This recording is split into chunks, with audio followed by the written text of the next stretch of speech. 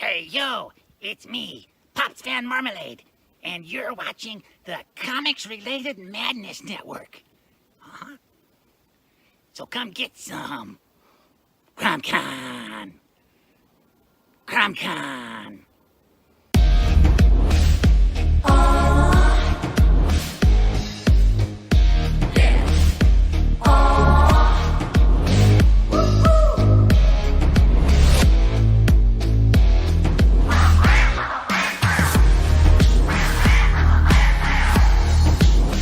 Your favorite podcast, it's Critical Blast. Hi, this is Tim TK, host of That Silverline show on Tuesday. Join us at 11 p.m. Eastern, 8 p.m. Pacific every Tuesday night as we discuss pop culture and the joys of making comics. And I'm Scott Wakefield, host of Silverline's Wednesday Wham, where we talk about comic books and all kinds of great storytelling, sometimes with incredible guests. And we want you to join us Wednesday nights from 8 to 9 p.m. Eastern. We'll see you there. I'm Roland Mann, and I host Silverline's Silver Sunday. Join me every Sunday at 8 p.m. Eastern as we make mine Silverline.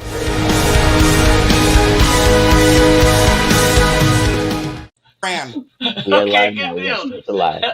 Hello, everyone, and welcome to Wednesday Wham. I am not the regular host, but as I'm learning information late. Carlos, is the video up in the top right? Is that what the folks see live? It should be, yes, sir. Okay, cool. Yep. Yeah. So you all can see. I got some sun today. I know I told Tim and the guys last night. They were making fun. They had a contest to name their show, and I like the one that Tim had put up on the stream. I think it was like that Wednesday or no, a Silverline show on Tuesday or something like that. And I'm like, I kind of like that. It's kind of catchy, quirky. And so I think they decided that's what they'd go with. And so then they said, I want a car. And I'm like, oh, I didn't realize that there was a contest for a car. What are we doing? And I said, I actually am going car shopping. And so that's where my van died on me, literally died. I was in the lane at Chick-fil-A. I had just got my food and my van died. And so if you've been at Chick-fil-A, you know there's like a bazillion people in line, right?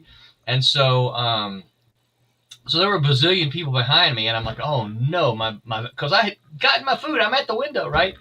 And so I'm like, oh man, what do I do now? So I was able to crank it up and kind of floor it, and I kind of peeled out of the drive. Rubber at the Chick-fil-A. That's kind of lame, Roland. That's epic. So, but then it died in the I basically got it to the next parking lot and it died. Actually, I'm playing with some stuff today. I got me an extender for my earbuds because I've been wanting to use my earbuds, but I couldn't. They wouldn't reach from my computer because it's on a shelf way up there. And so this is kind of nice to actually be able to use these instead of my headphones today. But so Roland, anyway, you want to hear something worse than your car dying at a Chick-fil-A? Oh, what's that? The week before Memorial Day, my car died. 197,000 miles. Completely died. Would not turn over. Had it towed to the... Oh, no. I tried to take it to Firestone. Died in the parking lot. Had to push it to the Firestone. They couldn't figure out what was wrong with it. Had it towed to the dealer. They took a look at it. Wound up being there a week and a half. Timing chain. Did engine work. And it costs $2,600 to fix. Almost 200,000 miles on this, but I was like, I got a 16-year-old kid. He's going to be learning to drive. He didn't yet because of COVID. It'd be nice for him to learn on, a car that we know. I picked it up. And 152 miles later, guess what's dead? Your car again. My car.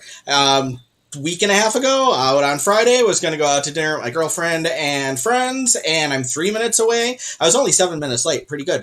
I was 3 minutes away, and my car died.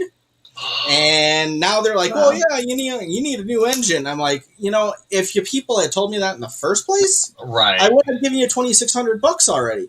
So I knew that. So if anybody wants to help my car fund, you can send it to P.O. Box. Yeah. But yeah, so I feel your pain, my friend. Yeah, so this is probably going to be a short story. We'll probably be able to stretch this out for an hour. So for those of you who are tuning in for the usual clown of gaggle of clowns on Wednesday, I am sorry.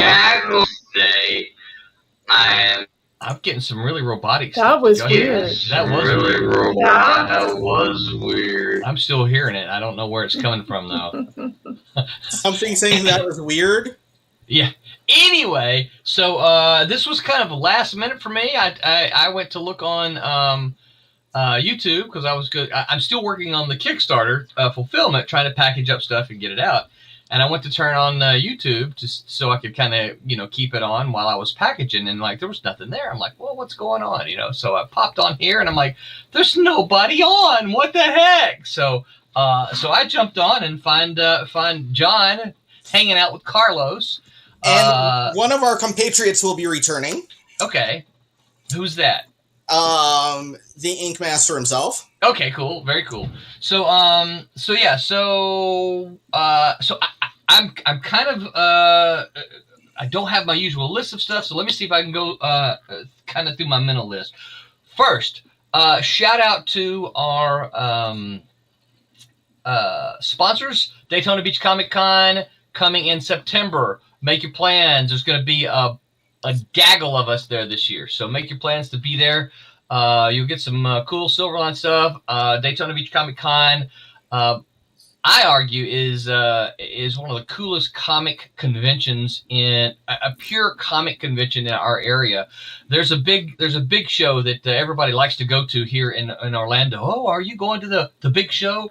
And my problem with the big show is that there aren't very many comic books there. Okay, yeah, they've got a list of comic book creators, but if you're looking for comics, they wouldn't find the long boxes necessarily that going behind you. No, they're so don't get me wrong. There's some there, but the last time I went to MegaCon, I think the guy who runs Daytona Beach was there, and another guy was there with comic book long boxes, and that was pretty much it.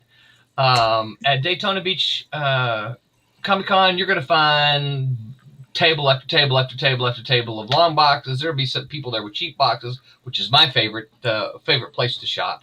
So Daytona Beach Comic Con, make your plans to be there. Also, History Camp. History Camp is coming up. I don't have the dates in front of me. As I said, you can find them. We've talked about it here, but History Camp's coming up. They're all about history. It's up in Pennsylvania or New York, somewhere way up north from me. And so make your plans to be there. They were a sponsor because they love what we're doing with Steam Patriots. Kickstarter update for Steam Patriots and Divinity. Those books have started going out. In fact, I think if I were to check my pirate ship, I think there's a couple of people have already received their packages before I actually even have made the announcement on Kickstarter that those are coming. So I was going to try to make that announcement tonight, but the whole stream kind of is catching me by surprise. And I still may try to get on there and do that, but I'm packaging up packages still. We had probably 30 go out today. I'd like to get another 30 out tomorrow, and that kind of thing until they're all done.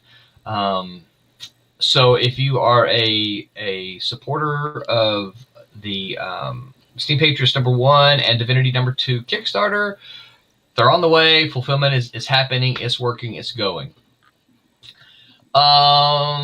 Okay, let's see. So I am not the regular host. I am Roland Mann. I am the chief cook and bottle washer at Silverline. If you've seen any of our Kickstarter videos, you know that's kind of what I let you know. But I write a bunch of stuff. I edit some stuff for Silverline. You've probably seen me do Trumps and Cat and Mouse. And for this upcoming Kickstarter, I will be writing both of the titles. I will write. I'll wait for the announcement there. We'll get the introductions done. Next on my screen is John. John, tell people who you are. Hey everybody, John Medic, most known for writing the book Sniper and Rook, which Roland and I need to talk about really soon and get plans and dates and actions and all that stuff. Oh my, excited about that and excited to be here talking to y'all tonight. I just so happen to have one right here. And that is available at indieplanet.com. INDYPLANET.com. That's right. Very cool. And sporting her snazzy red shirt is Roberta. Tell folks who you are. Hi, everyone. Yeah, I'm Roby Conroy. I am the colorist right now for the upcoming Kickstarter we are going to be talking about today. So I'm very pleased to start getting that going and see how y'all like it. It's been really great. Anyway, I've been doing coloring since forever. But anyway, it is. It's been a thrill. It's been a long time, but I am really happy to be here. And so, hi. And I don't think he's on the. I don't see him on the screen yet, so I don't think he's been. He probably needs to be added in. Yeah, he hasn't been added yet, so I'm going to wait and. We have a surprise guest. Yeah. One of my favorite Silverline compatriots will be joining us shortly. How did you zoom in? So that's as far as I can go. So I have the web camera that I have is fairly new.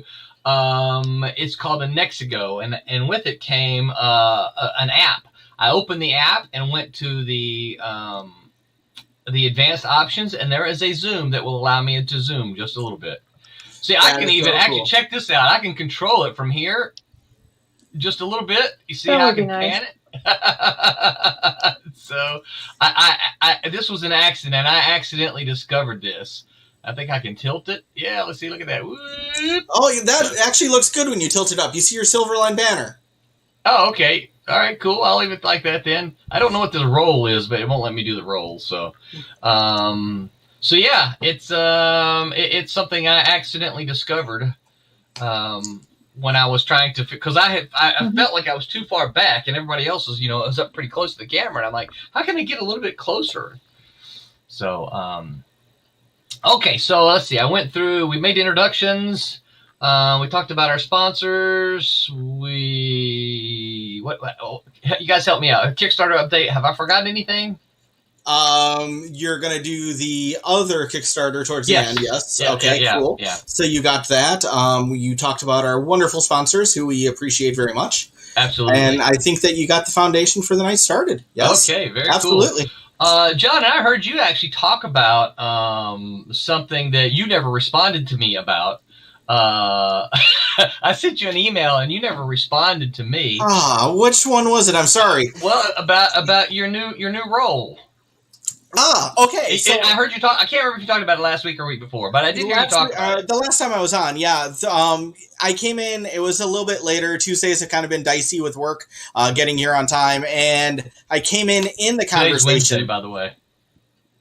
Oh, I'll see you guys next week. No, just joking. You said Tuesday. Yeah, to me it is Tuesday because the 4th of July holiday observed. I am so off on everything.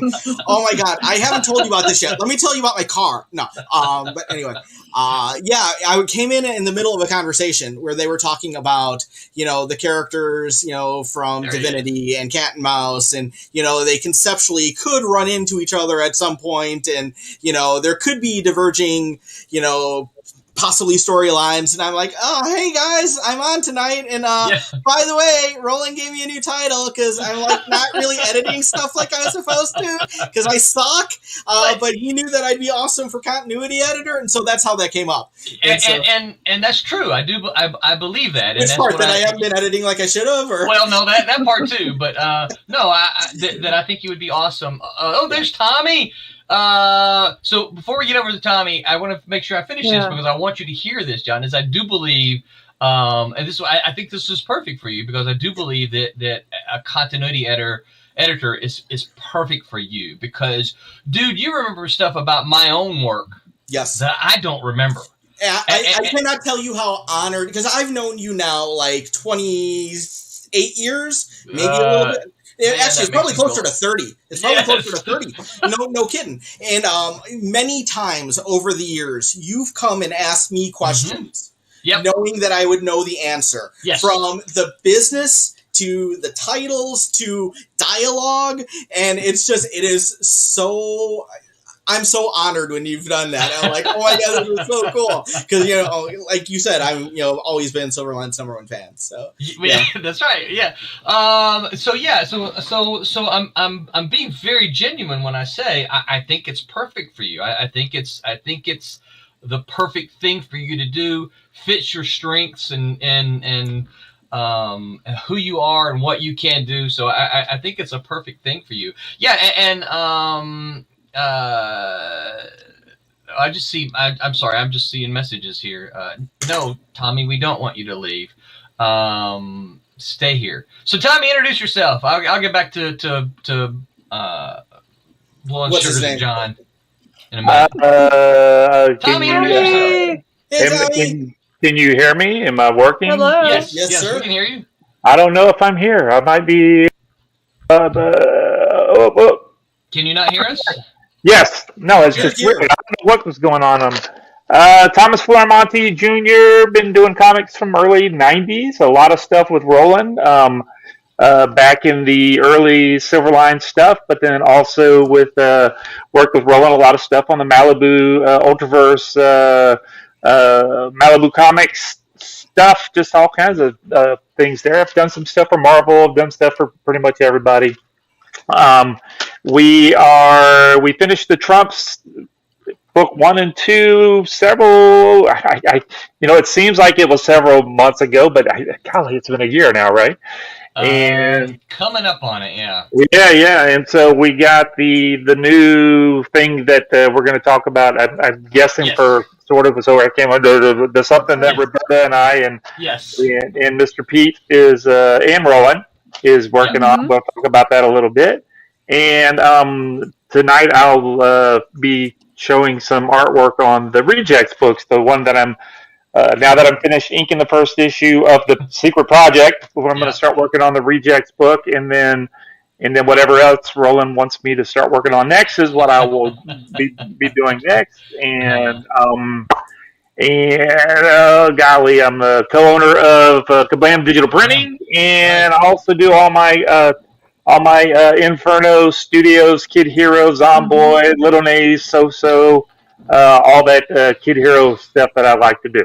So, and Tommy actually, this is a tease, Tommy. I'm not going to reveal anything, but Tommy actually talked to me the other day about an idea he had that he wants to do that is right up his ballpark, and I'm like, dude, that is so cool. You got to make that happen. So, which one? The okay, I'm not sure which. So many pitches that he can't even. Is it the thing or the other thing or the thing I'm not talking about right now? It's the thing that you talked to me about that you said you wanted not to the pitch. Story idea, but the story idea or the actual the art idea? The art idea. Yeah. Now I don't know the story idea, so I know we got. I didn't. No, it don't. It's really cool. If Silverline doesn't want to do it, I'm doing it anyway. So. No, because you haven't talked to me about that yet. But you told me the no. I'm like, that's really cool. No, the story idea is just something just real funny, one shot kind of thing that would be kind of cool to do. But no, the art stuff would be really cool, more in line with my Kid Hero stuff. Yes. Yeah, that's that's very cool. So I'm excited that that'll be something that we'll talk about a little bit down the road. I know that folks listening are going, just spill it already. You guys got to stop this. We don't know what we're talking about. No. Making it up as we go. So I was singing John's praises, and so I want to continue to do that because it's relevant. Well, this is what I'm about to say is relevant about the project that Pete and Tommy and Roberta.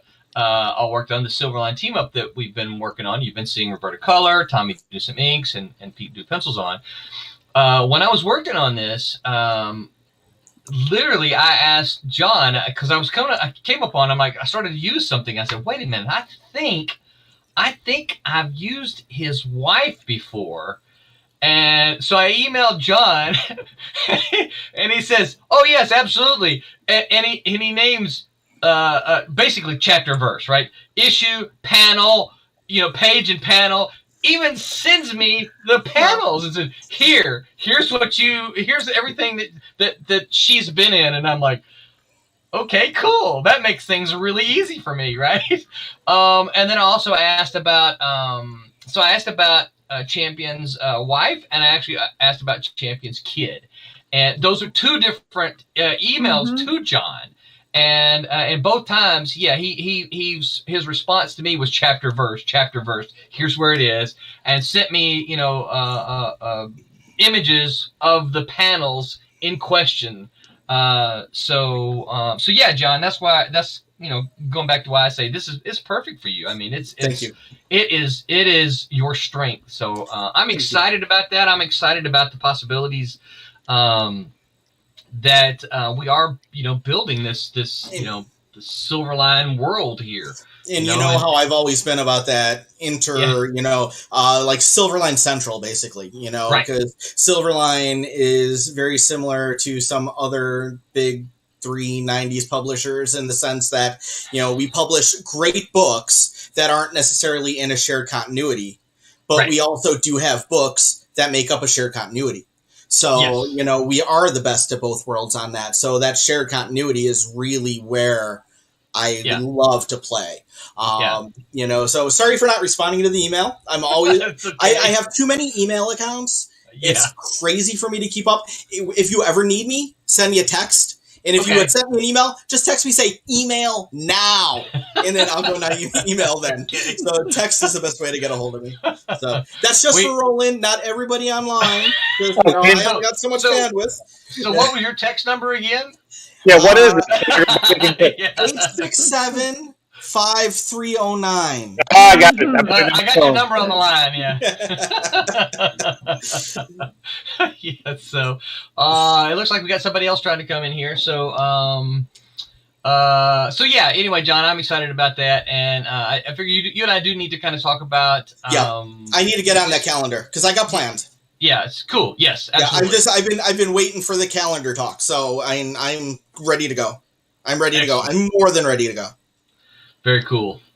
Yeah. So what else be going on, guys? Did I tell you about my car? You did. You did tell me about your car. Yeah. Now, so is it a stick or is it automatic? It's auto. 2013 Hyundai Elantra. That's almost 9 years old. I mean, it's given me a good life. I mean, for God's sake, I'm really not complaining, except for the 2,600. Well, I still drive a 98 Chevy truck, and the van that died was a 2008 Chrysler. So we've been talking. It's time. But Brett went out looking with us today, and he spotted a Mustang, really sweet looking car. Yeah. Of course he did. And I'm like, oh, is this for you? He goes, it's stick. I can't drive a stick. And I'm like, what do you mean you can't drive a stick? And then words out of his mouth, he says, you never taught me to drive a stick. And I'm like, I know. I'm like, no. I'm surprised that other than like some trucks and that kind of stuff, that they even make sticks, the stick, manual versions anymore. Yeah. Yeah, me too. And I think that's part of what it is ever since Brett's been around, I haven't had a stick. We've had, the last stick I had I was in college. Oh, yeah. No, I did move to Malibu with, You drove cross country with a manual transmission? I sure did. I left that car out there. That's pretty funny. Yeah, I drove it until it died. Haley, I don't know if you can hear us, but I know that Carlos is gonna be working on getting you in. So I'm going to assume that she can hear us, but we just can't hear her yet. So, but I know that she's not on the screen, so I'm seeing there. Okay. I can hear you. I don't know how to turn on my mic and camera. Down at the bottom, Haley, at the very bottom of your screen, you'll have a bunch of a little menu of stuff. Maybe you can, and then you can. I think you can. Oh no! I just turned mine off. That was. Oh, under settings of the menu across the bottom, Haley. Under settings, you can pick like which device that you're, which is the microphone, which is the camera. Oh, I didn't even think about that. I wonder if because you guys are hearing me, so yeah, I'm using the everything's correct. So, okay, so I did forget to shout out, although I mentioned him earlier, I did forget to shout out to Carlos. Carlos, type in the name of his armor. Type the name in that in here, so so I can give you a proper shout out. So we do have Carlos is our new producer. Excuse me, I have a frog in my throat, and he is behind the scenes. We had a nice introduction of him. I guess it was Sunday last. So we talked about him, what he wanted to do. But he made it clear to me. He's like, dude, I'm not the guy on the camera. He goes, what is it they always say in in these TV shows? I'm the dude in the chair, right? And that's what Carlos was telling me. He said, no, I'm the guy behind the scenes. He says, I'll be pushing the buttons, and turning the knobs, and all that kind of thing. So, anyway, okay, there's chat going on.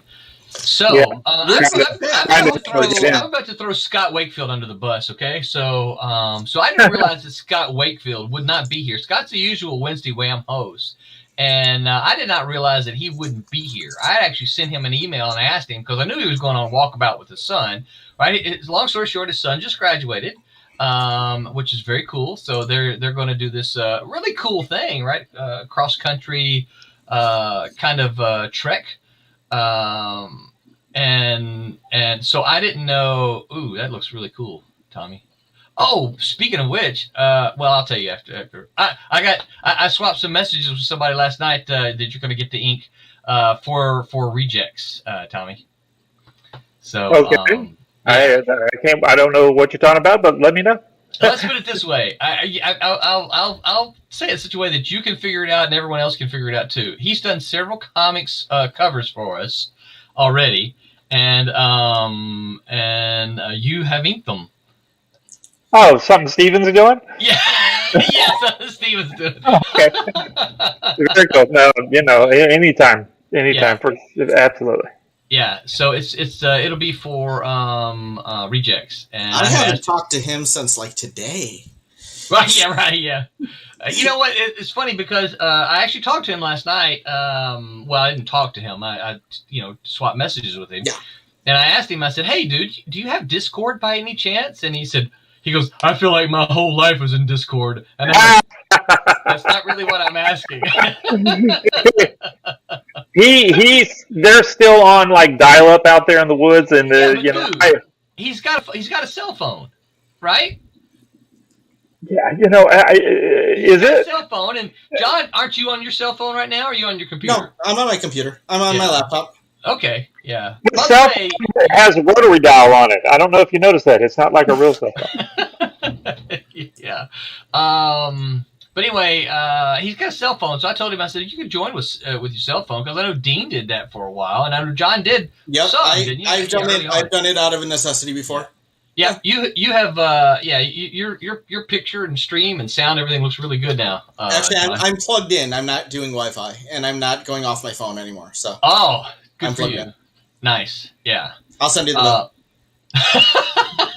Yeah. He's run a cable out, off of his laptop, out the window, into the window of his neighbor, and then he's got a long. Yeah. It's amazing the things you have access to when you just put on one of those little vests and like some little name patch, and it said Bubba. Do I look like a Bubba? Yes, you do. You do, actually. It's like housekeeping, and they just let me in, and I don't know. Yeah. No FCC, it's not true. I'm joking. Yeah. John gets a visit tomorrow. Said, "Excuse me, where are you at?" So maybe Carlos went to take a break as well. So Carlos, Tommy is screen sharing here his inking. If we can get that on the screen. Okay, good. Get that on the screen. We can share him. You get it on. Bang a gong, and then Haley is working her way in. So yeah, so that's exciting. Well, y'all do anything for the 4th? Y'all singing fireworks or anything? Comforting.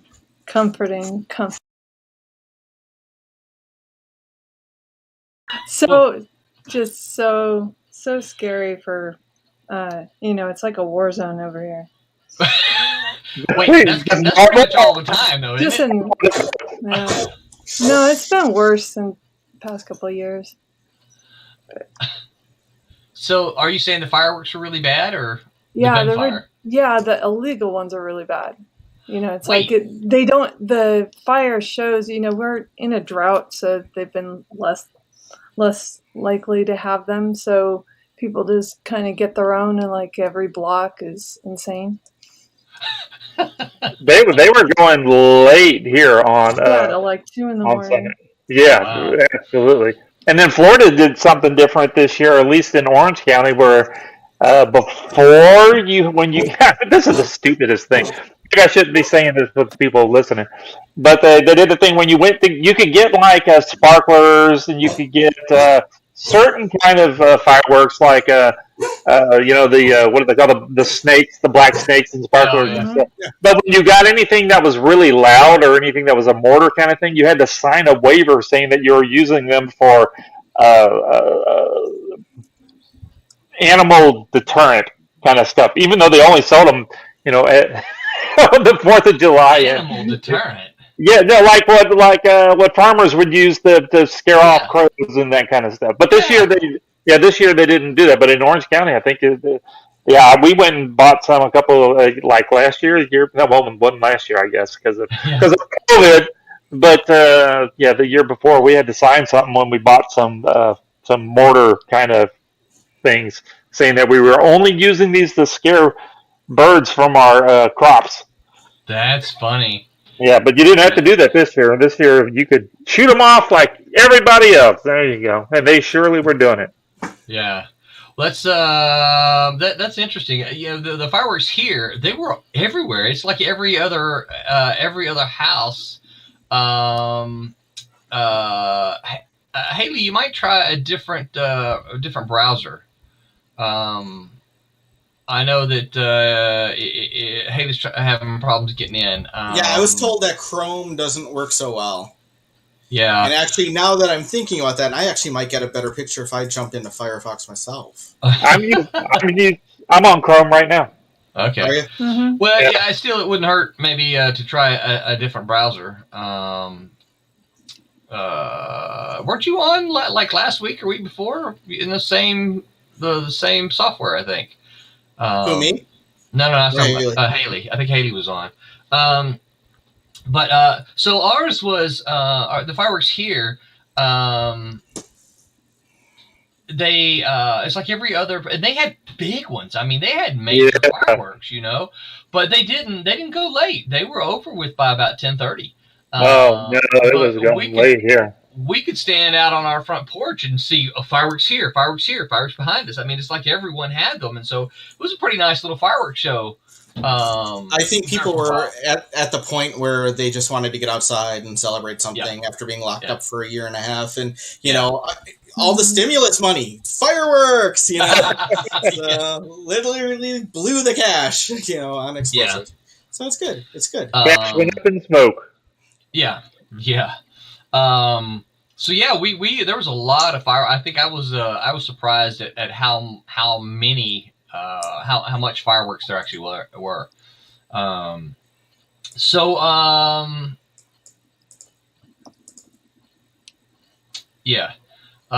Carlos is with New Armor Media. If you guys want to are interested in your own stream. But you're like, dude, I don't know how to do all the behind the scenes stuff, and I just want to get on and talk about cool stuff or fun stuff, whatever. Contact Carlos at New Armor Media, and they can set you up, get you taken care of. So I can see that he's moving stuff around. So Tommy, tell folks, now that we can see what's on the screen, tell folks what you're inking there. This is page 4. 4 from Rejects. It's another story written by the great and mighty Roland Mann. Mr. C. On me. No, it's a great. You like this one, huh? But you don't like the champion story. No, man, all the stuff's great. No. This is fun. This was actually it's taken me a little bit. I was supposed to. I'm rambling on here. No, it took me a little while to figure out what all the characters were, but because I needed to jump around to get some pages done, so I jumped further into the story and ink some stuff, and it's like I don't know who anybody is, and so now I am actually figuring out who everybody is. So it's coming along pretty neat. But Mr. C. Michael is So I have a lettered version of that. I'll send it to you. It's if I'm not mistaken, it's completely lettered. The whole book is lettered. So I'll send that to you so you'll know what's going on. Also, Okay. you'll know if you can skimp on some background inks, right? He's got that covered up with a balloon. I'm just gonna put it in a little scratchy there. Yeah. So who's this guy right here? This lizard guy. That is that's the churl. He's the bad guy that the story opens up with, who was robbing a bank, and all the big name superhero groups were not available, so the Rejects had to answer the call, and thanks to a sudden hot flash by the hot flash character, the churl is knocked out and arrested. But you'll notice on that page, you see a mighty superhero, the back of the mighty superhero on panel 1 there, right? Yep. That's Majestic. And he is majestic. And he always comes in and takes credit for what the Rejects have done. And so that's exactly what we're seeing going on now, is that the fight is over and Majestic comes in and takes credit for defeating the churl. Let's see what we got. We got page. This is some really neat characters. Oh yeah. C. Michael's done an awesome job. Real cartoony. I love this kind of cartoon stuff. And they've each got their own unique personality. Absolutely love that. Love what he's done with them. I can't remember. I counted. I remember writing the second issue, which C. Michael has, and I'm assuming that he's kind of started on it. And I had to make a list because I'm like, dadgummit, I got way too many characters in this one. I'm used to working with 2, cat and mouse, right, or just a couple, king, queen, jack, and ace. But there was like 7 or 8 of them, and I'm like, I gotta make a list and keep up with them, because my first draft of one of the stories, I'm like, wait, what happened to this character? And I just completely forgot about him. So I had to go back in and add them in. But yeah, we may see if we can't. How can I say this? Reduce the roster by the end of the series. You mean some people may perish? I'm just saying we may have to reduce the roster. The Avengers did that every so often. Do you remember that? Oh yeah. Yeah, the Avengers would go through this kind of pretty regular and say, "Hey, it's time for a new team to step up." What do you mean, Haley? You just installed Firefox? You didn't have it already on your computer? It's crashing on you. I hate to hear that. I don't know what to tell you. We need Haley to talk about the other project that. I know, that's good. Did you use the phone? Probably. It's just a browser, right? Yep. So Yep. It works in Safari yeah. on the iPhone. Okay. Haley, if you can still hear, you might try that just to kind of get you on here and chat a little bit. We're probably not going to go too terribly much longer, Haley, just because I wasn't prepared to talk more than about 15-20 minutes about the Kickstarter, and I didn't realize that John was flying solo tonight. Well, we had other folks around, but we didn't quite know the way that it was going to go. So we're just lucky that you came in when you did, because I was like a couple seconds away from being logged off as well. So really, okay. Yeah, actually, yeah. I was just talking up Carlos too much. So, and we were talking about teaching and educating and importance of great teachers to students, and that's about when you popped in. Yeah, cool. Well, like I said, I wasn't planning on jumping in until about 9:30. You know, I was like, I'll jump on at 9:30, and the last 30 minutes we'll talk about. But I guess we didn't really make these plans, did we, Roby? No, we didn't make plans. I just kind of jumped in because I'm like, I'm working on it, and you're streaming. I don't get the plan. Might as well. Might as well be here. I'm coloring anyway. Well, I guess should we might as well go ahead and announce it, don't you guys think? Oh, it's up to you. Yeah, we'll go ahead and announce this so we can talk about it. Wait any longer. Yeah, so you guys, if you've been following us on any of the social medias, you will have seen that we have released some images for. I know, John. You went from Sean Connery to Rod Serling. It was like a progression. It was worse. So, oh my God, help. Yeah. So you've seen images coming soon. 2 books that we talked about.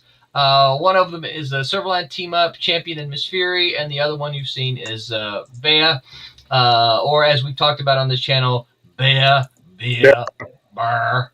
Just kind of however you want to say it. And so right now we're announcing the official launch date of this flip book is July the 15th. Woo! One right. One day. I got a clap. It is, woo, yeah. It's not tomorrow Thursday, but it's Thursday week. Okay. So the Kickstarter will run from July 15th to August 1st. That is about 17 days, I think, which is what we've been doing. What we've been running our Kickstarters is 17 days. So, so get your money ready. It's going to be a flip book. Whoop, let me get back to my window here. It's going to be a flip book like we've done the last 3, 4, 5 of them now. And on one side, it's going to have Bear issue number 1.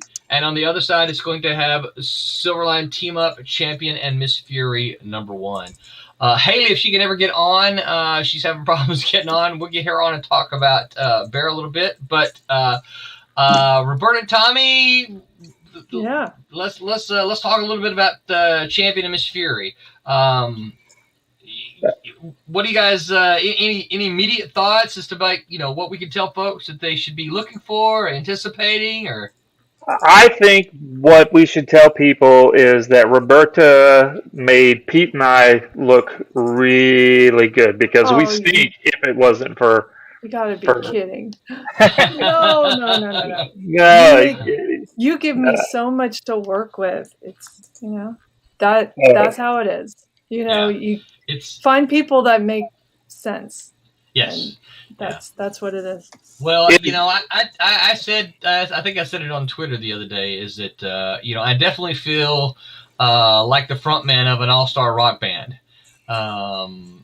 You guys are just, the 3 of you, just phenomenal. The work that's coming out of all 3 of you is just fantastic. I see Pete's pencils and I go, holy crap, this looks so good, right? And then Tommy inks it on me. Wow, really? It could look better than the pencils, right? And then Roberta colors it, and I'm like, oh my gosh, really? What happens, right? It's so good. I'm like, it's done. I know.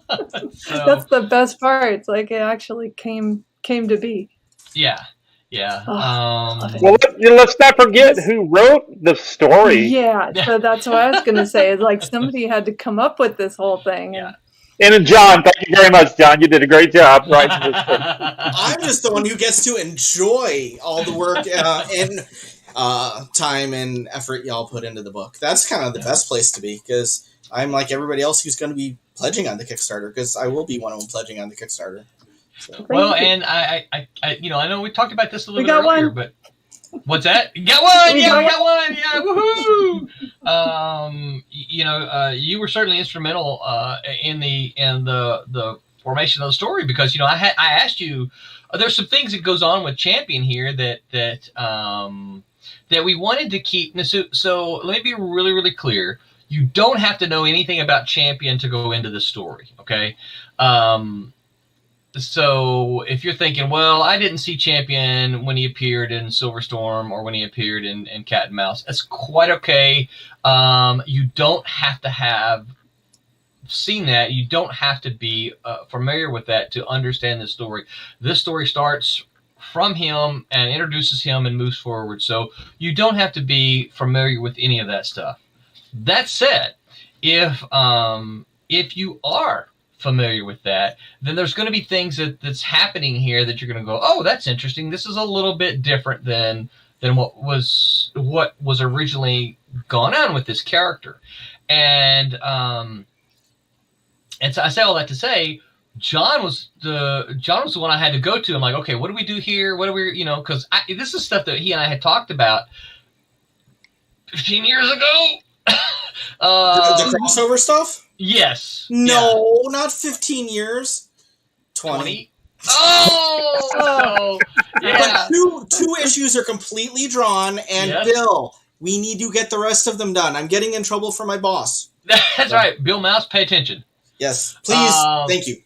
Yes. Yeah, because that's really a connective tissue piece. Yes. Yeah.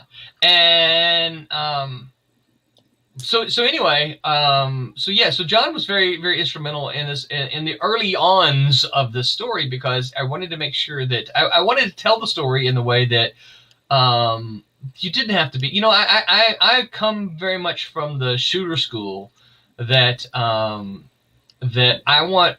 The stuff that I write, I want people to be able to pick it up without feeling like they have to have read, 40 issues of any of my stuff before to understand what's going on. Because I know that this is a way that a lot of people go, well, I didn't read any of the other stuff, so I'm just not going to buy it because I'm going to be lost. And I don't want that. And so, so there's very much a shooter thing. So I do very much embrace that. And so I didn't want that, but I also know that there's continuity geeks out there like me, like John, right? Who's like, well, I need to make sure that this kind of fits in with what was going on in this continuity. And so I'm like, okay, John, you got to help me out here. Make sure we got this going on. And so I think that I think that we've done that. But it's exciting for me. So I'll start off talking about a little bit about the story. It's exciting for me because one of the things that I'm doing in this story is I'm bringing Champion to New Orleans. Okay. If you followed the old Cat and Mouse, you know that Champion was set in Chicago. I don't know why I set him in Chicago at the time. I really don't know why I didn't just put him in New Orleans along with, the other characters. I can tell you why. Okay, why? Well, because... Well, I don't know the motivation on it, but what I can tell you is that when he first showed up in Cat and Mouse, and then he was kind of the one that everybody started to emulate because he was the Chicago champion, which was the name that rolled off the tongue more than like New Orleans champion. Chicago champion sounded great. And during the original run of Cat and Mouse, where he was showing up more and more, he was being utilized by some faux government agents that brought him down to New Orleans. Yeah. So then he was in a strange place with strange things, not quite sure as to what was going on, which was kind of all part of that story. Sounds like it might be time for to start some of our character write-ups for the blog. So anyway, long story short is I wanted to, with Cat and Mouse and Demon, right, being set, all of them being in New Orleans, I wanted to get Champion down here on a more permanent basis, right? I've been wanting to, since I wrote the miniseries for Malibu in the early 90s, I've been wanting to revisit Miss Fury. And so she's public domain for those of you who are like, wait, Malibu, how are you doing this? No, Malibu did the Miss Fury, but Miss Fury is public domain. So what I'm doing is not the Malibu Miss Fury. It's my source material comes from the 1940s, which is public domain. But I've always wanted to kind of revisit that character, and so I'm like, well, this could be a cool way to, number one, to introduce her, because I think she's a cool character, and get her into the world that we're kind of building there with kind of around cat and mouse, and that's how she ended up in the story. And so initially, and when I say initially, this goes back several years. Initially, it was going to be a champion story, which is kind of how we got one of the covers that you'll see, probably not for about a week. We got one of those covers because it was going to kind of be a champion story. But then as it morphed, I'm like, well, I don't know that let's put Miss Fury is popular now, right? She's because of the public domain. I know Dynamite did some I think rated R stuff. Ours is not going to be rated R. Ours is going to be PG-13. Oh man, I got to go back and fix some of that art. Then I guess. All of a sudden, Tommy's like, I quit. Roberta fixed it in color. Don't worry. Oh, she fixed it. Yeah. Yeah. You were naked, but you changed the skin tone to clothes color. It looks like spandex now, right? Roberta. No, just like t-shirts, whatever. No. Yeah.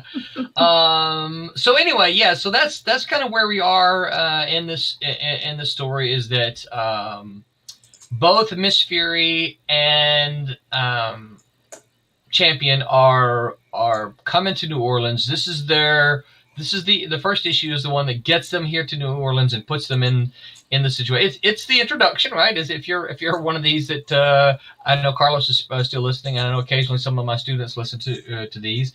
This is the first act, right? We're just trying to establish where we are, establish who we are, set up the goals of the characters, and introduce the conflict that you're going to get to see work out over the next couple of issues. I will say this: it started off as a 3-issue series. Hey, that's right. But Mr. Pete said, "Hey, I think it would be cool to draw this character." And I'm like, "Well, he's not in the story." He says, "Well, he could be in the story. You're the writer." And so I think Tommy and Roberta were like, "Yeah, that would be really cool." And so I had to go back in and retool issues 2, 3, and 4 to work in a different character, work in another character into the story, and which is really good too, because that'll be a good way to introduce them into your into the new Silverline stuff. So that's into the continuity, as it were. So, and I've already seen those first couple of pages because Pete's already drawn those, and they look so good. Yeah. So, So all right. So you guys say something. So maybe what were your first thoughts when I asked you about the project? Well, for me, I was working on Trump's, and we were trying to figure out what I was going to do after Trump's before we started on the 3rd and 4th issue of Trump's, and we're like, we've got this. It's going to be a while before we get to the next part of Trump's. And then you showed me Pete's pencils, and I'm like, yeah, let's send it my way. That's fine. Yeah. I was more than happy, and it started out great. Yeah.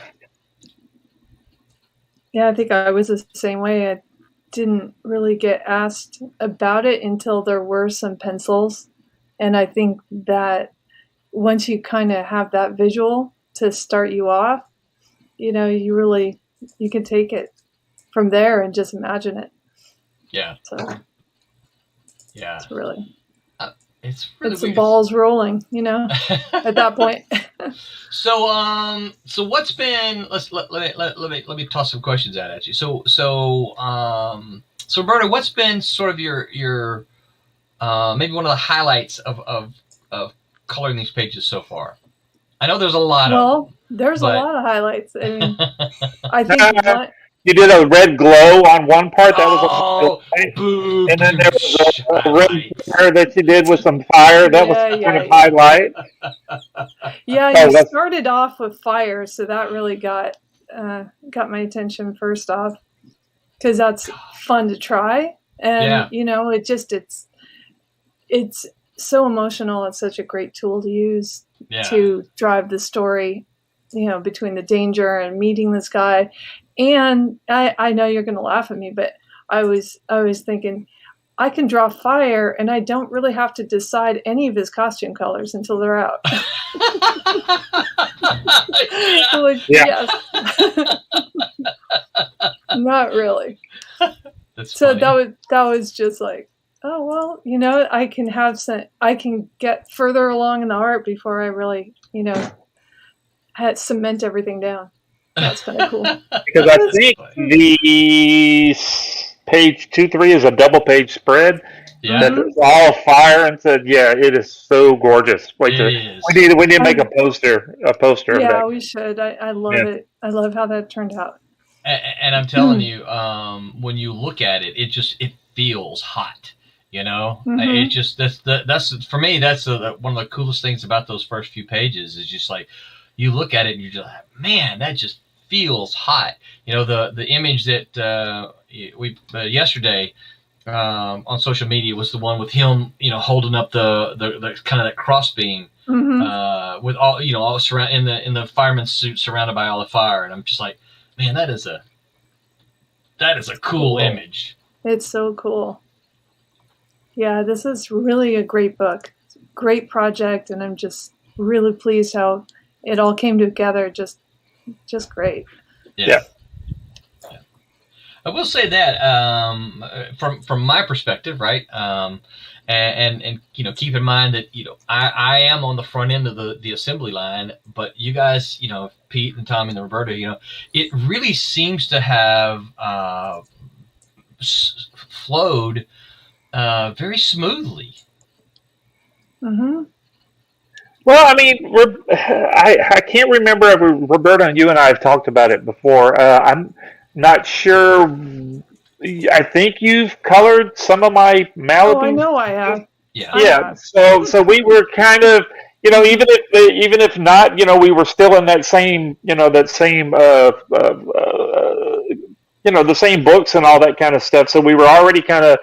So you were, you know, your color techniques were right there with the way that I ink and stuff, and we just, I think I don't know if Pete's listening or if he's going to listen to this later.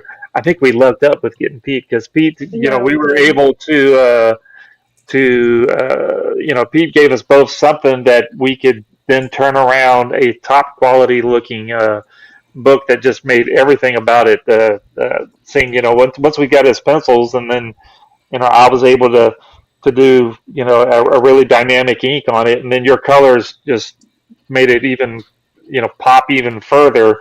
It's a good quality looking book. It's going to look good, and it's going to read really well too. Thank you, John, for writing a great story.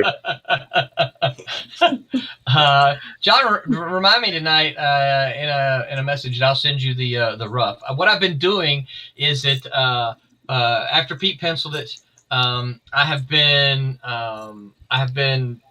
basically, I lettered the whole thing in pencil form, and then when Tommy would ink them, I would go back in and I'd replace it and replace the pencil page with the ink page, and then when Roberta colored them, I would replace that page. Right, I would take the sound effects, and then because they were, you know, in black and white for the, you know, for the retro version, and then I would take those and then I would, you know, change the color, and I built a PDF that had the whole thing, so these guys could read it and make sure that, you know, typos and all that kind of stuff. I appreciate that. Yeah, well, also, you know what's going on. And so what I've been doing then is just kind of replacing the pages as they get updated. And so they'll send me a message. I know the last time I sent one, Roberta's like, "Hey, I just uploaded page 14. Why is it not on there?" I was like, "Oh no, I don't have that one yet." That's right. So I see you, Brent. We got to get Carlos to add you to the stream. Your face is not on the stream yet, so you can probably see what's on the stream. I just figured this out. If you look in your top right corner, you see the screen there, so you see what folks are seeing. So as soon as he gets you added, we'll get your introductions. Right now, just sit there and look pretty like you're doing. Roberta, are you coloring the last couple of it? Okay, so I don't know. I have your final page is prepped, but it's not colored yet. So I didn't know if you wanted if you wanted to share any of that stuff, or did we not want to spoil? Because those are the last. Is kind of it's because that's at the very end of the book is the last bit of stuff that you're coloring. I don't know if that's because you might spoil the story. I don't. Everybody dies in the end. Oops, I spoiled. And that takes 4 issues? Everybody dying in the end? Yeah. They all died. Oops. Yeah. Well, I think, I would love to share, but I think it would give away too much, unfortunately. I'll keep. It just was real close. Yeah, I can't even close in on it because there's always some stray part of another panel. Yeah. Yep. Nope. But, it looks great. Yeah, I bet it does. I can't wait to see it. Mm-hmm. So, I'm on the second to last page, Roland. I think Roland I can't hear you. I hear silence. You're muted. Now, can you hear me now? There you are. Okay, all right. So sorry, my wife entered and was offering me a drink, and I'm like, yes, please, and I muted the thing to there. So Carlos, squeak Brent in there. So I don't know if I need to leave him. He can hear me. So Carlos, get Brent on the camera too there. So that last page, the last page is it looks so good. So I can't wait to see. I know what I was going to say. So as is always the case for Silverline Kickstarters, you guys can see we just said that we're a week and a day away from launch, and Roberta said she's got basically 2 pages left to do. Which she'll be done easily by the end. Yep. So the books are finished. The other book, the one that Haley did not make it on here yet to talk about, and I'm not sure she'll make it on, it's also finished. She actually shared in our big group chat. I just finished the last page, and I'm like, woohoo! So it's done. It has about 8 pages to be lettered.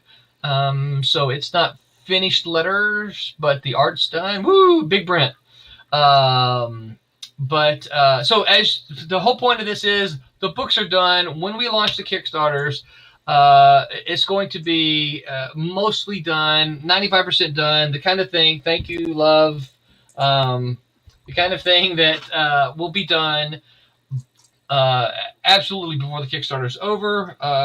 Sometimes we get some covers, and we may need to ink or finish the colors for last minute things. Yeah, some but they're touch up kind of things. So there'll be some of that, but the books are done. So I know that there's a couple of guys. I'm hoping maybe Kirk Spencer will chime in. Some of the guys who support us frequently can vouch for us. We deliver when we say we're going to deliver, and a lot of that has to do with we make sure our books are done before we go to Kickstarter, and we have an absolutely fantastic working relationship with our printer. Kablam. I'm going to give them some screen time here. So, all right. So, joining us in the big face, the center screen here is Brent Larson. Brent, tell everybody who you are and why you're late. I used to always leave early, and now I guess I'm always going to be coming late. So, but the thing I was wondering was, Roland was muted for so long, but apparently he was talking to PJ about getting him a drink. He kept doing this, as in like gin and tonic, but I'd want it to be even. And tonic. In fact, I'll take it all if you can think about it. So, yeah, that was very interesting. No, I would have been saying more gin, right?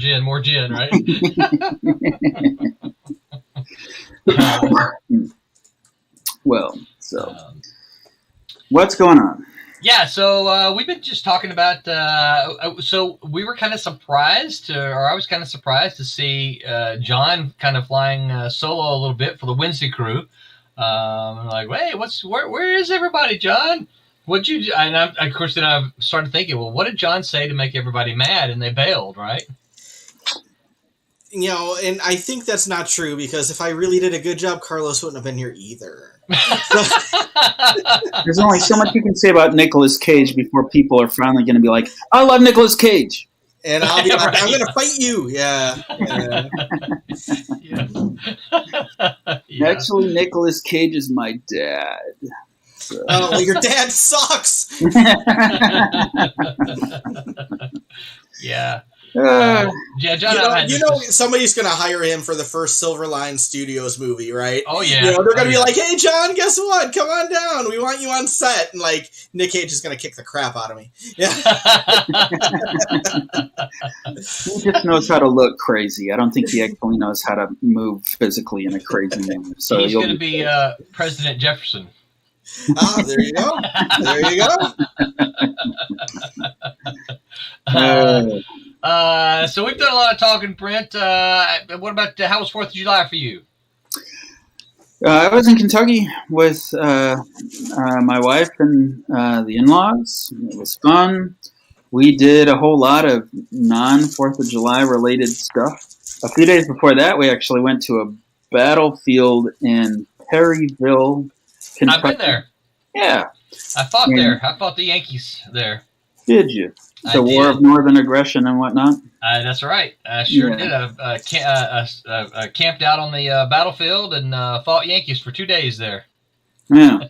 The thing that's interesting is it's a mass graveyard for Confederate soldiers and this big fenced-off area. And you can go in there and look at this monument. And while you're walking in there, you're like, I think I'm actually walking over the bodies of Confederate soldiers. So which is really disrespectful. I mean, I wouldn't do it, unless I was forced. In this case, I was forced to do the monument. So really dangerous rabbit hole that we won't go down because, as John can tell you, I can go down this one.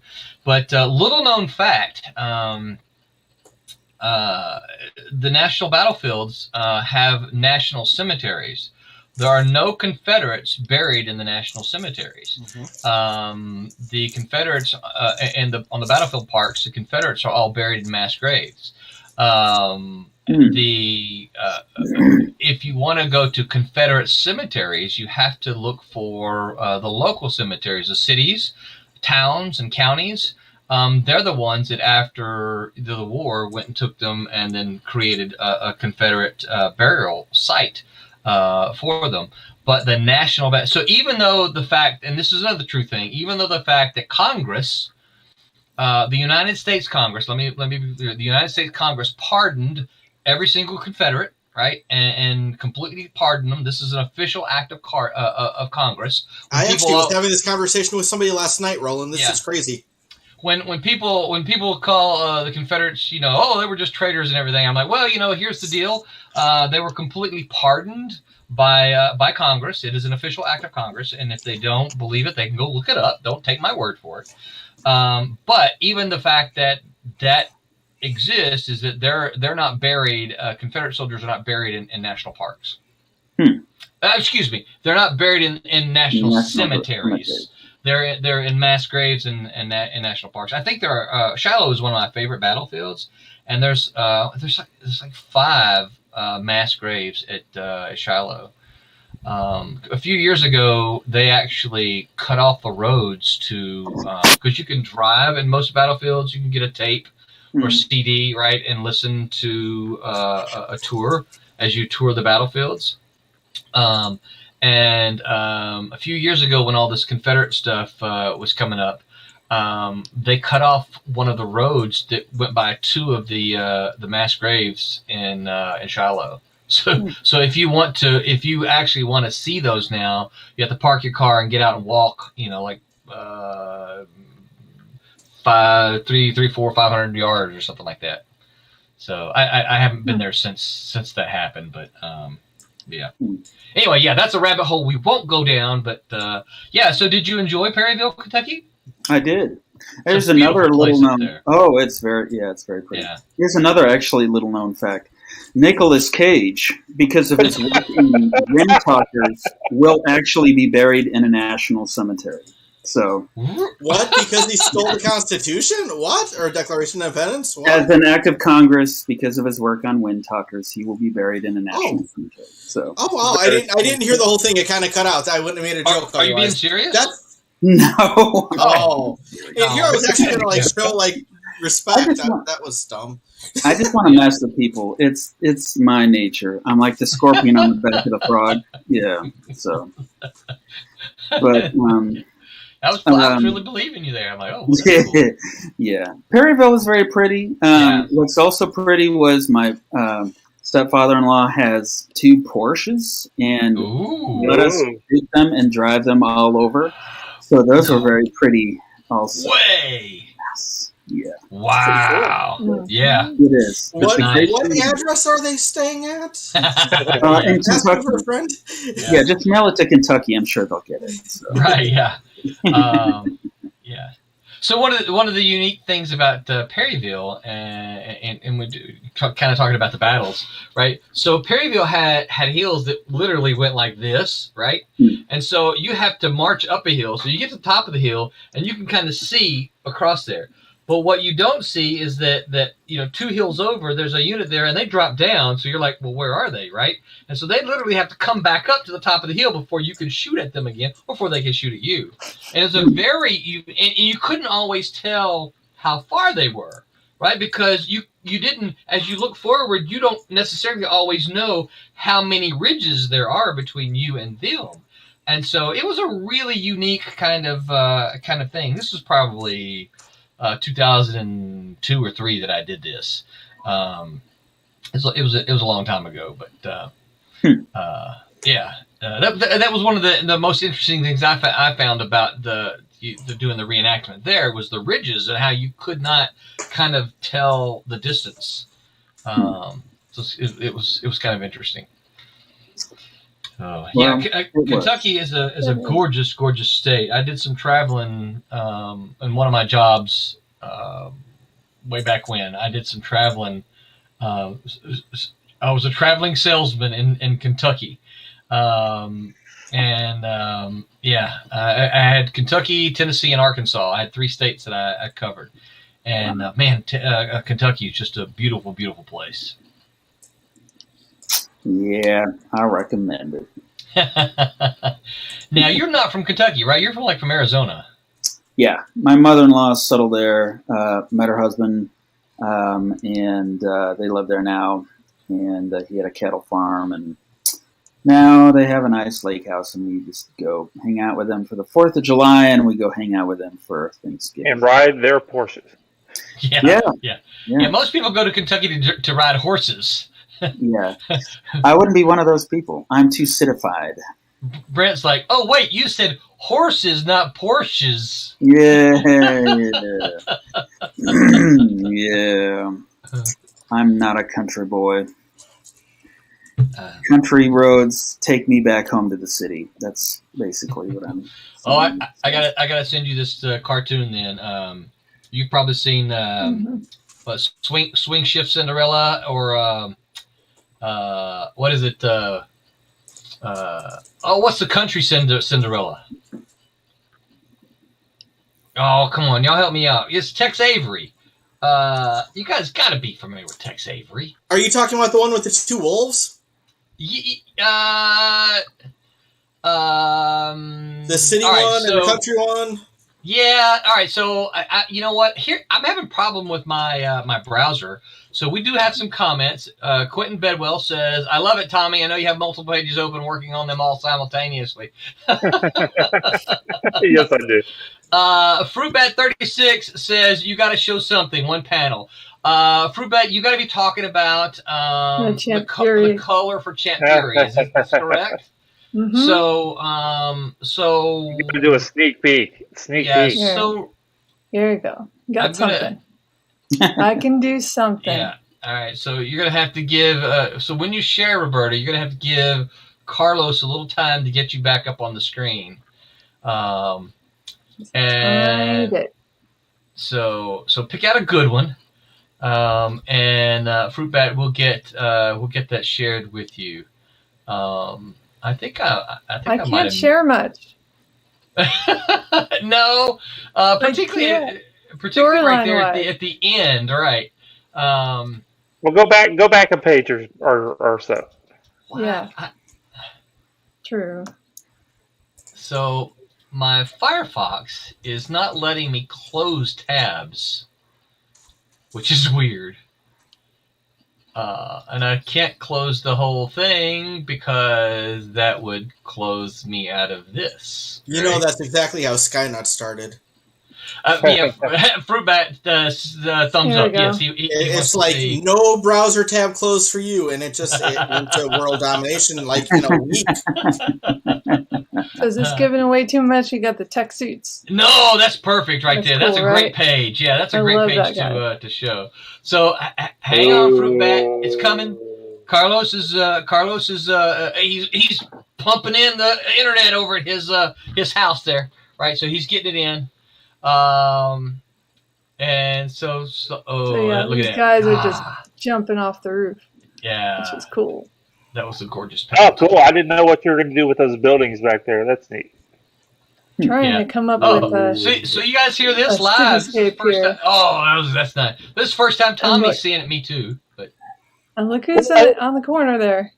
Yeah. I know that you put them in the folder. Yeah. So Who's that? Who's peeking around the corner? Who is that in the background? See, I love that. That's fantastic. really fun. It's really sharp. Yeah. So we got some drama. It's just really good colors. You know, this really cool scene of these people coming down in a huge, surprise for everyone on the rooftop. Yeah. And they're bounding all over the city, and so. So the guy in the bottom left by the girl in the big dress, kind of, if you'll zoom, I can give you a sneak peek. Did I just slip the sneak peek at what he's going to say. As they run by, he says, "I do declare." He does not.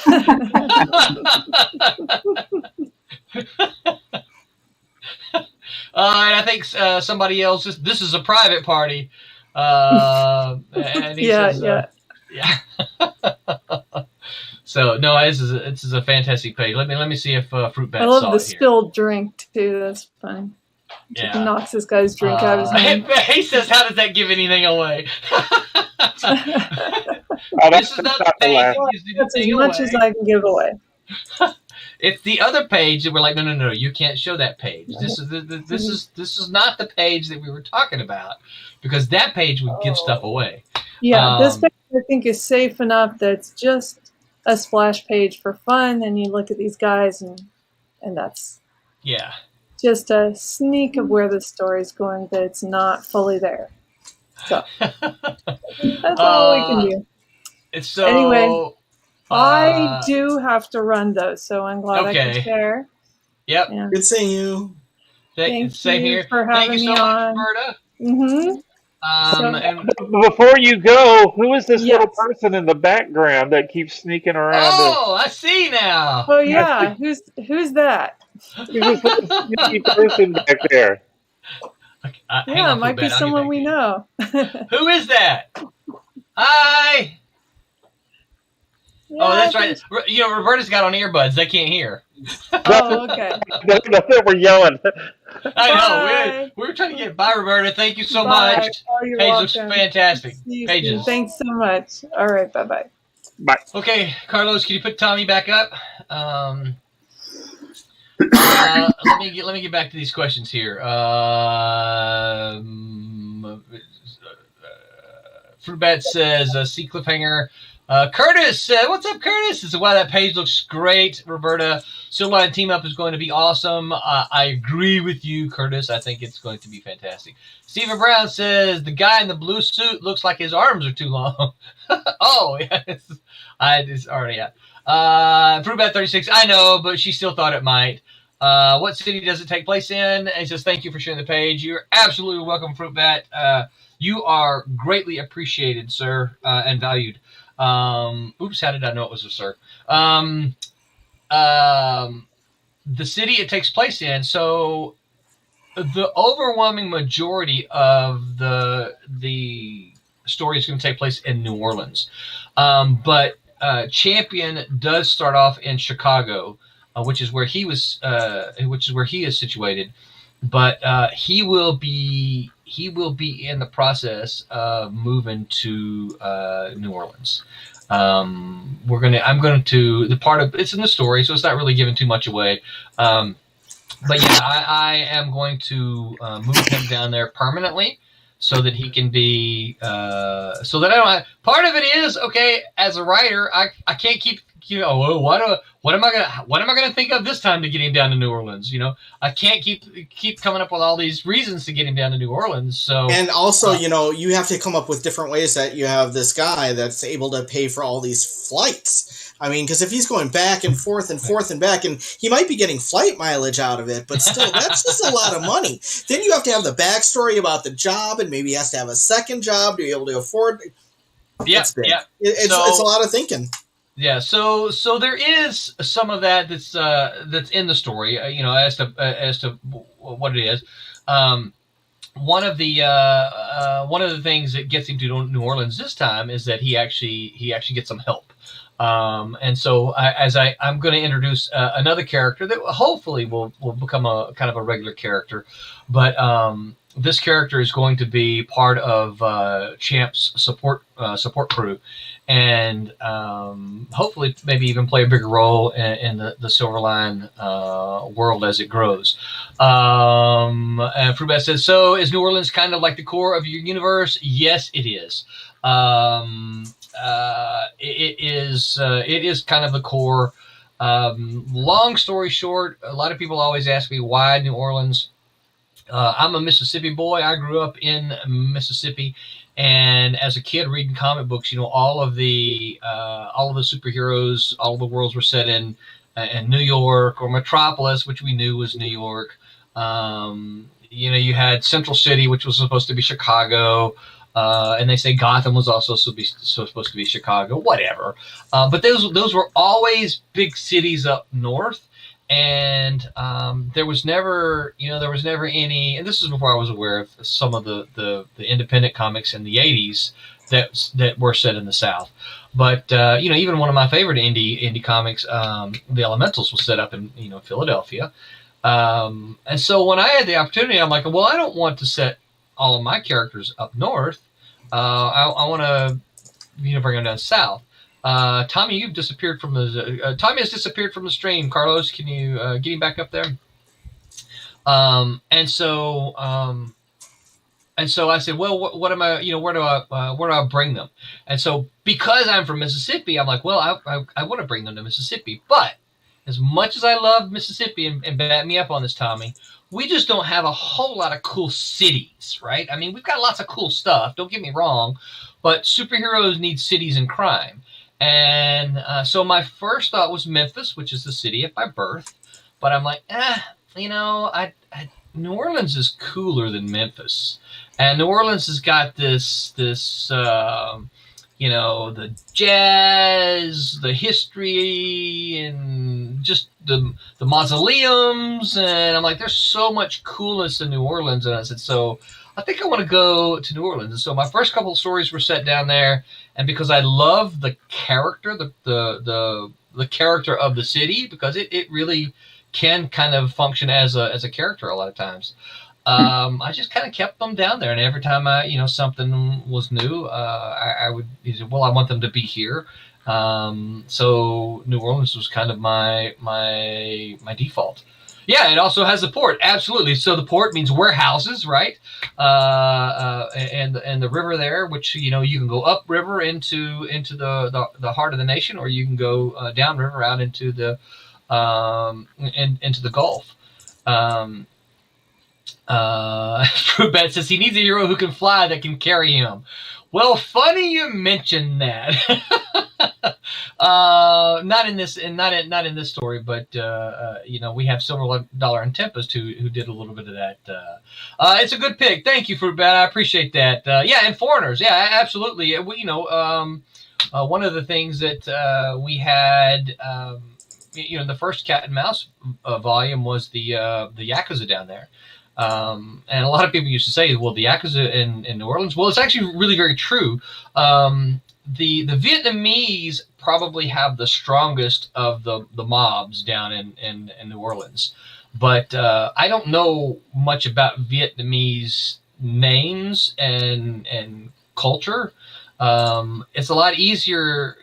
And of course, you got to think, well, but I'm thinking about writing and entertaining and that kind of thing. It's like, well, it's a lot easier to produce, or to pronounce a name like, Koji or Kenoichi than, Ng, Ning, which is, a lot of Vietnamese names are can be difficult for Americans to pronounce. So research, yes, I know research, but I already know a lot about the Japanese cultures, and I enjoy it a lot. So that's probably why I went there. Stephen Brown says my comic's almost done, and I think I might put it on Indiegogo. Stephen, you've heard us say this multiple times. Do it. You need to do it. This is a very good time for independent comics. We could probably go on at length about how sucky Marvel and DC are right now. The truth of the matter is, they're selling. Both Marvel and DC are selling at an all-time historical low. Meaning, and this is not a judgment thing, right? This is kind of a factual thing. Is that they're literally, they have never sold this low before in the history of their comics. Yeah, I do see it now, Carlos. Thank you. It does look good. Say what you want about Marvel and DC. Like I said, we could probably go off on that on a long time, but they're not selling well. They're selling poorly. But independent comics are doing pretty well. So if you've got your book done, I would say, yeah, go to Indiegogo, go to Kickstarter. Do both. We don't do both, and mostly just because I run out of time. I run out of hours in my day. And Fruitbat gives I don't know if you give a thumbs up to me or to Steven. But it says, yeah, you now have the opportunity to step up and take the market. I agree with that absolutely 100%. Is that this is the time for independents to step up, and I think not to toot our own horn too much, but I think Silverline has done an awesome job of stepping up this past year and producing some content that. Producing it and getting it out. And I think that's one of for me, that's one of the important things that we're doing, is that we're not just saying, hey, we're making this book. It's like, no, hey, we've made this book.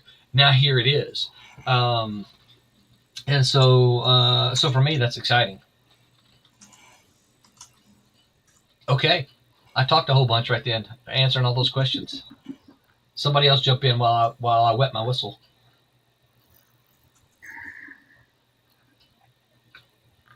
That was your cue to talk. Yeah, Tommy, your microphone is muted. You can't. Let's see. I can't unmute you, but your microphone is muted, Tommy. I can see on my little screen it says mute. So, can you hear us, Tommy? Okay, you can hear us, but we just can't hear you. Yeah. Yeah, I don't know what we can hear you earlier just fine. Yeah. So while you figure it out, Brent, you were about to say. I was about to say nothing of interest. So, speaking of books that are done, and while Tommy works this out, Kalis,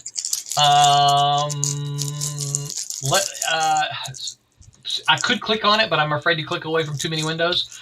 3 is done, right? We could print 3 right now. 4, if I'm not mistaken, is in the hands of Mike Belcher the letter. Isn't that right? Yes. I think so. Yeah. I think so. Yeah. So I think 3 is done. 4, the artwork is done on 4. I think we probably need to maybe probably look at the cover situation, but I think probably Kalis is next up for us, isn't it? After Champion Silverline Team Up and Bear, which I haven't talked about at all yet because I kept thinking Haley was going to show up, but yeah. Huh? What? Yeah. There you are. I can hear there you. you are.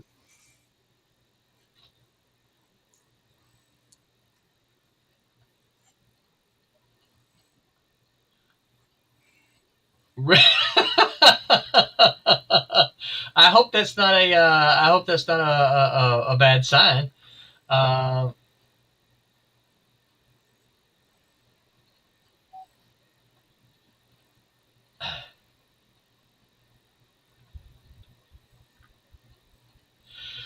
So, okay. Yeah. All right. So Fruit Bat, I see your questions, and I will get back to them because I like the questions. But I will tell you about Bear. And unfortunately, I didn't, because I thought Haley would be here to show some images, so I didn't have any prepared. You've been seeing some hopefully drop on social media. You'll see some more drop as well. But Bear, here's the story of Bear. Bear is a story of so inspired by projects like Winnie the Pooh and Toy Story. Bear is the story of a group of toys whose kid is gone. And when I say gone, the toys believe the kid is dead. Only Bear believes the kid is alive and has been told, the kid has told, Bear says that the kid told him he's coming back, they're just moving to the big house, and that he has Bear's task is to tell all the other toys to get ready because he's coming to get them in order to take them to the big house. It's illustrated completely by Haley Martin, who you guys have seen here on regular on the Wednesday Wham, and I think she's done a bunch of art regularly on the Wednesday show. It is completely done. Haley did all the penciling, inking, and coloring, so she did all of it. The only thing that I did was provide her with a script, and she has done a fantastic job of doing the artwork for it. So if you follow Silverline, one of the things that hopefully you've noticed is that we're not cookie cutter in the stuff that we do, right? It's part of our tagline is that we're a genre spanning independent comic and graphic novel maker. And genre spanning is something that is true. It's not. I love superheroes, right? So don't get me wrong. But I also like science fiction, and then we've got, which is I would say Kalis falls into the science fiction realm. Steam Patriots falls into alternate history. I don't know if that's how Scott's trying to classify it or not, but it's clearly alternate history. Tim TK, AJ working on Wolf Hunter, which would also be alternate history. Of course, Silverline Team Up is a superhero. Bear is, I would say, is probably a fantasy, but not fantasy with orcs and dwarves and elves. but maybe a fantastical. What is that called? Fantastical realism, fantasy realism, something like that. Anyway, so it's gonna be something a little different. What's that? What is it called, Brett? Is it mystical realism? What's it called? Mystical realism. I'm not real sure. So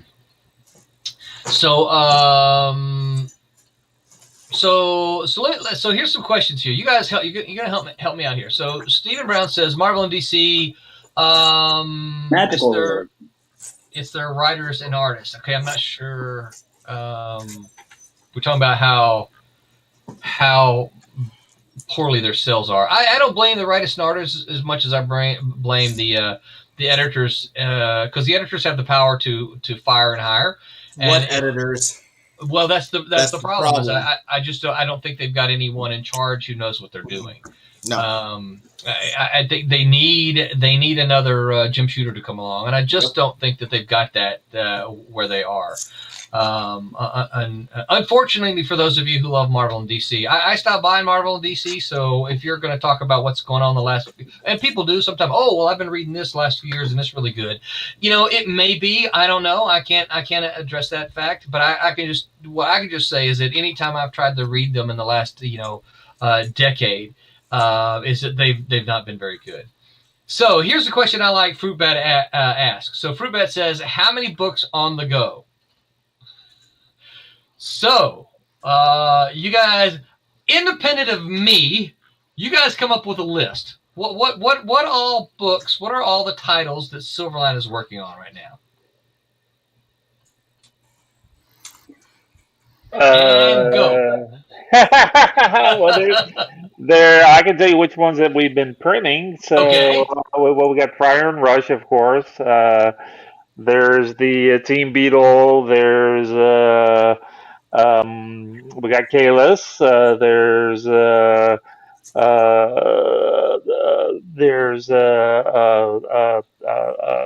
Barb's book. I'm just drawing a blank. Okay. Cat and Mouse. Divinity, Cat and Mouse. That's one of your things. In the works, we got Cape Town is in the works. We got Silver Blade, which I'm supposed to be working with Dean on when we get to jamming on that. We got Rejects here. We've got we talked about Tim's book. And then Steam Patriot. We got that's 5, right? That's Burr. So that's 10. I'm going to new hands, right? Yeah. I got 5 on my end. We got Sniper and Rook. We got I know we're the not She Devil, White Devil. I was gonna say She Devil. That's not She Devil. It's White Devil. What else we got? There's some more. I know. I'm thinking. You haven't even mentioned one that we're about to kickstart. Oh well, I thought we weren't including that one. The Champion Miss Fury. Champion Miss Fury, yeah. I like to call it Champ Fury. Champ Fury. And because I can't think of how to pronounce it properly, so that's what's stuck in my head. Well, Trumps, I guess we put that on the list. What else is there? I've got 2 more that you need to know, and a third one that I would give you a pass for not knowing. I think that's all the ones that I know that we printed. Did I miss one more that you printed? That we printed? Oh, yeah. I know which one you're... What is it? Me? Yeah. Yeah. Are you including Tiny? Oh no, I wasn't including Tiny, so we can include that one. But yep. Yeah. That's not the one I was talking about, though. But you did print it. What about your book that I don't think you put in the Silverline thing, but you're going to change the name of it? Mannequin, yeah. But that's were you counting that one? I wasn't talking about that one either. I'm actually thinking about using that one as a stretch goal There what you we're go. doing. You know, just basically say, hey, if we can get to this, everybody at the print level gets one of these. Yep. It starts with a T.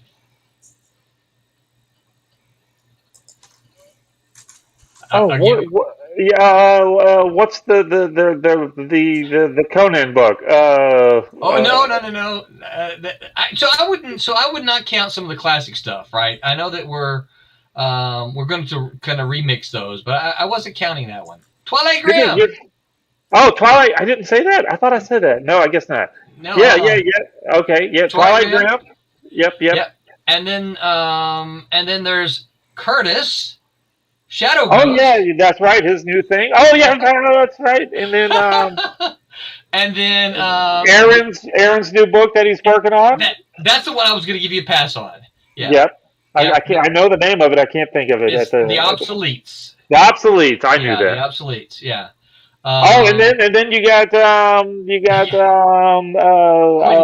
Quentin's thing that he's working on. No, see, I can't name that one because we've come up with 1,000 different names for it, so we don't know the name of it. But if you say Quentin and Mackenzie's book, then you're okay with that one. So I ran out of fingers, but I think that was about 15 or 16. Lots of good stuff. Yeah. So let me get back to that. How many books on the go? So Fruit Bat, you're talking about 15 books that we're working on. He goes, whoa, okay, now you got to promo the heck out of this stuff on your site. Yeah. So he's like, looking at the site, I had no clue you had this much stuff.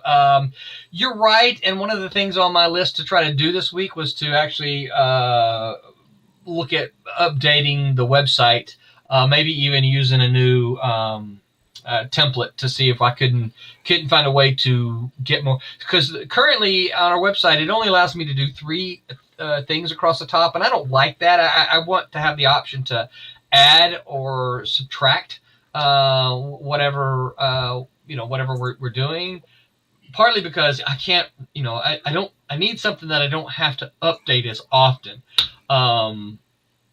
and that I can put stuff up there and kind of leave it, and it still be relevant. So you're right. I do need to update that, and that is one of the things on my list. Of course, there was Kickstarter fulfillment, Kickstarter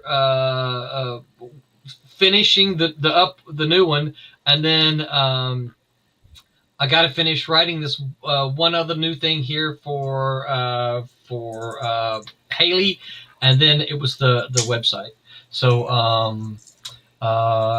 So Fruit Bat, if you figured out how to clone, let me know. I need, or if you figured out how, as Dr. Horrible says, stop time, that would be good. He says, I had no clue you got this much stuff. Yeah, we're working on a lot of stuff. It's exciting. Whoa, wait, you do web? Oh, Fruit Bat, that's dangerous for you to tell me. That is very dangerous for you to tell me that. Ask these guys here. I find out stuff, and that's just very dangerous for you to tell me this. If this is something you're interested in, drop me a line. And I'm being serious. So here's part of what. Let me go to further explanation about. Yeah, it is a lot of projects that we have going on. Ultimately, and I know I've got some friends who tell me, don't do it, that it's not worth doing. But ultimately, we do want to take our comics to the comic shops, right? We know that there's, yeah, I see Carlos mentioned Trump's here, Tommy. There's a lot of places that don't consider you legitimate until you're actually in comic shops. Now, we can debate that, whether that's accurate or not. I don't believe that to be the case. But for instance, there's just one show that I've talked to that I would like to do, and super nice guy who runs the show, right? So I'm not trying to badmouth the show at all, and I'm not even going to mention it because I like the show. And I said something to him about, hey, I'd love to be a guest up there. He said, how long? And he was a big supporter of Cat and Mouse back in the day and my work at Malibu. And he said, how long has it been since you've been in the catalog? And I said, it's been 20 years. And he just flat told me, he said, get in the catalog again. And he goes, and I'll get you invited as a guest. And so, so there are some who still view that as this is what makes you a legitimate publisher. And so I get it. I fully understand. But for me personally, I'm not willing to go solicit an issue number 1 and then wait 3 or 4 months for number 2. And then wait another 3 or 4, I don't know, maybe 4 or 5 months before number 3. So I want to make sure that once we go to comic shops, that number 1, Silverline has something in the catalog every single month. My plan at this point in time is the first 2 books are going to be Cat and Mouse and Kalis. So we'll solicit Cat and Mouse number 1, and then the very next month, number 2, number 3, number 4. We'll boom, boom, boom, get them finished, get them through there. As soon as Cat and Mouse is done, we're going to move on to Kalis. 1, 2, 3, 4. And because they're done, there's no risk for us to not ship, because we don't have to worry about finishing. I don't plan to print in China. Obviously, we love our printers. And I'm about to say something that some of you might go, oh, he said that, but Tommy already knows this. I would love to get enough orders that Kablam is not an option for us, right? Not because I don't like Kablam. To get what you need to make the money in Diamond and all that kind of stuff, you've got to print thousands. Yeah, you need to get some big orders, and Kablam's a small. A couple thousand copies is not sure, but you were talking. You need to do a lot more than that. Yes, right. 2,000 copies. I'm still Kablamming it. I would love to see us once we move into get 10,000, 8, 9, 10, 12,000 copies ordered, and then that would cause me to find another printer. Will that happen? I don't know. I'm not a prognosticator. Obviously, I wouldn't be doing this job. Are any still alive after COVID? Yeah, really. I don't know. And yeah, Fruitbat says being in the catalog does not make you legit. I agree with that 100%. Unfortunately, there are still some who believe that. And because we do kind of live and exist in that world, it's just a reality that again, it's a reality that we have, and that's okay. Scheduling is key. I absolutely 100% believe that. I don't know how much but one of the things from Malibu, and it's just one of these emails I printed out. They did an editor's report. This is pretty close to the 93. They did an editorial on-time shipping report because that can kill a book. And he went through all of the editors there at the and I'm not going to throw any of them under the bus, other than to say none of them were all on time except for me. And it's a Roland. Late books 0, delayed books 0. Everything that I did as an editor was on time always. And that's just something I believe in, something that kind of, makes me do Silverline like we're doing. Yeah, Fruitbat says, keep kablamming it. I absolutely 100% thank you, Fruitbat. Yeah.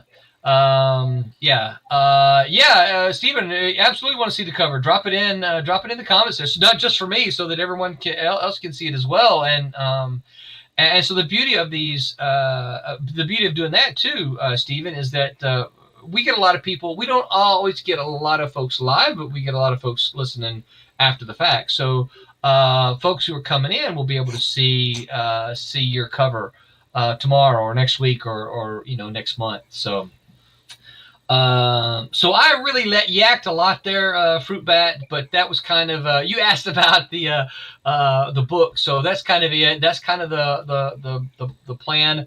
I am really hoping that I've already kind of sort of pre-talking with Diamond, because I don't know if you noticed in your last books.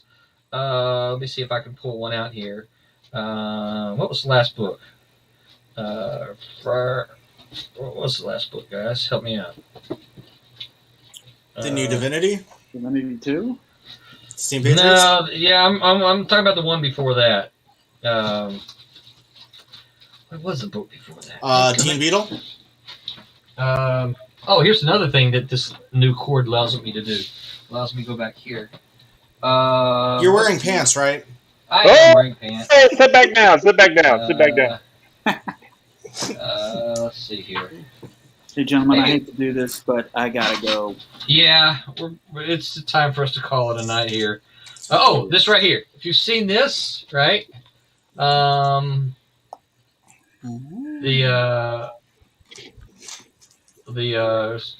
crap, I can't think of it. Overstreet Comic Book Price Guide. You know, it's all Jeppy, Diamond, right? It's all kind of owned by the same company. So we kind of started moving in that direction. So I don't know. The thing that I realize is that once we start every month, we got to boom, boom, boom. This is something that we're going to do. So we're real close to starting at the solicitation for comic shops. But again, that's one of those things that is like, okay, before I take this on, what else? What part of my life do I have to sacrifice in order to take this on? So, yeah. He says, Fruitbat says, Tommy, those inks are dope. Appreciate it. Thank you very much. I agree completely. And he says, stay flexible. Absolutely. You know, this is one of the things that you've heard us talk about Malibu before. This is one of the things that I loved about Malibu is that they were agile as a company because they didn't have all that upper weight. And so, yeah.